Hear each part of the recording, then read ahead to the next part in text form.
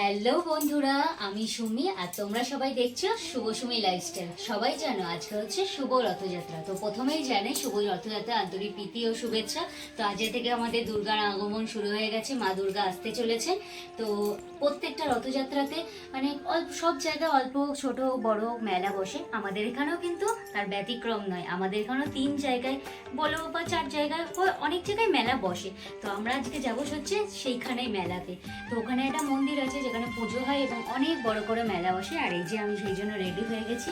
কেমন লাগছে আমাকে অবশ্যই কমেন্ট করে জানিও। আর উল্টো দিকে আমার বড় রেডি হয়ে গেছে, সে আমার ক্যামেরাটা করে দিচ্ছে। ওর আর কি কাজ, ও তো আর কিছু করবে না। তো চলো বেরোনো যাক। আর আমরা কোথায় কোথায় যাচ্ছি পুরো মেলার ব্লগটা তোমাদের সাথে শেয়ার করব। ভিডিওটা স্কিপ না করে কিন্তু লাস্ট পর্যন্ত দেখতে হবে। আর হ্যাঁ, অবশ্যই যদি ভিডিওটা আমার ভালো লেগে থাকে অবশ্যই লাইক কমেন্ট, আর চ্যানেলটা নতুন হলে অবশ্যই সাবস্ক্রাইব করে দিও।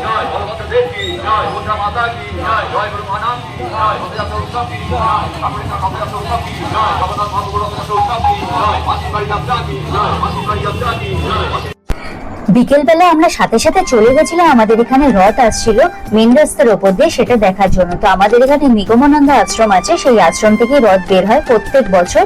তো সেখান থেকে ওই রথটা আমাদের এখানেই আসে। আমাদের এখানে মাসির বাড়ি আছে ওনার, তো সেখানে আসে। তো সেখানে এই 7 দিন ধরে ওখানে নানা রকমের কীর্তন অনুষ্ঠান হবে, খিচুড়ি দেওয়া হয় এবং অনেক ভক্তদের সমাগম হয়। তো এই যে রথটা আসছিল, দেখো কত মানুষের ভিড়।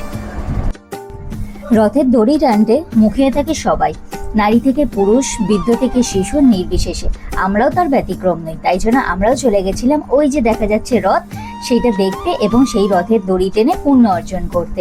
তো প্রথমে তো আমি চলে গেছিলাম, দড়ি টেনে এলাম, তারপর আমার বড় গিয়ে দড়িটা টেনে এলো।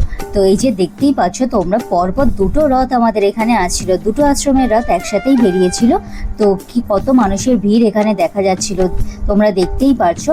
তো এই রথটা আমাদের এখানেই আসছিল, তো আমরা সেখানেই গেছিলাম। এইবার চলে এসেছি আমরা মেলাতে।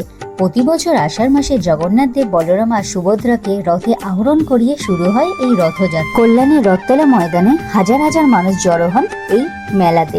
আমরাও তার ব্যতিক্রম নেই, প্রতি বছরের মতো আমরাও চলে গেছিলাম এবছর এই মেলাতে। দেখো প্রথমে ঢুকেই দেখতে পাচ্ছি কত মানুষের ভিড়, আর লোক যেন গিজগিজ করছে। তারপরে এই লোক ফের ভিড় ঠেলে ঠেলে আমরা পৌঁছে গেছিলাম মন্দিরের ভেতরে। এই যে দেখো আমি যাচ্ছি আর আমার বর আমার ভিডিওটা করে দিচ্ছি।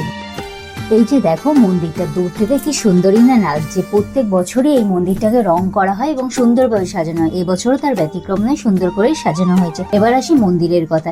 এই মন্দিরে কিন্তু প্রত্যেকদিনই হয় পুজো, ভোগ এবং আরতি। অনেকেই আসেন আবার মানত করতে, কেউ বা আসে প্রার্থনা করতে শান্তি এবং সুস্থতার জন্য। চলো এবার আস্তে আস্তে যাওয়া যাক ঠাকুরের সামনে। এই যে দেখো সামনে কতটা ভিড় রয়েছে। তারপরও আমরা আস্তে আস্তে গুটি গুটি পায়ে এগিয়ে গেছিলাম ঠাকুরের মূর্তি দর্শন করতে। আর এই মন্দিরে কিন্তু কথিত আছে, এই মন্দিরের চারপাশে নাকি 7 পাক ঘুরলে মনের যত ইচ্ছা আছে, মনস্কামনা আছে, সেটা পূর্ণ হয়। তাই আমরাও কিন্তু এই যে মন্দিরের চারপাশে 7 পাক ঘুরিয়ে নিয়েছিলাম দুজনে। প্রত্যেক বছরই ঘুরি, তাই জন্য এবছরও ঘুরে যাচ্ছিলাম। এবার আসি মেলার কথায়। চারিদিকে সাজানো অনেক স্টল, পাপড়ি, ফুচকা, জিলিপি থেকে শুরু করে ঘুড়ি, খেলনা, জুয়েলারি, কি নেই এখানে। ছোটদের জন্য নাগরদোলনা, ট্রেন রাইড, আর বড়দের জন্য পুরনো বন্ধুদের সঙ্গে আড্ডার আসর। বন্ধুরা, এই ছিল কল্যাণীর রথতলা মেলার এক ঝলক। যারা এখনো এই উৎসব দেখনি তাদের বলবো একবার হলেও এখানে এসো। ভক্তি, আনন্দ, সংস্কৃত আর মানুষের উষ্ণতায় ভরে উঠবে মন। তো ভিডিওটা কেমন লাগলো অবশ্যই কমেন্ট করে জানিও। আর ভালো লাগলে অবশ্যই লাইক, কমেন্ট আর সাবস্ক্রাইব করতে ভুলো না আমার চ্যানেলটা।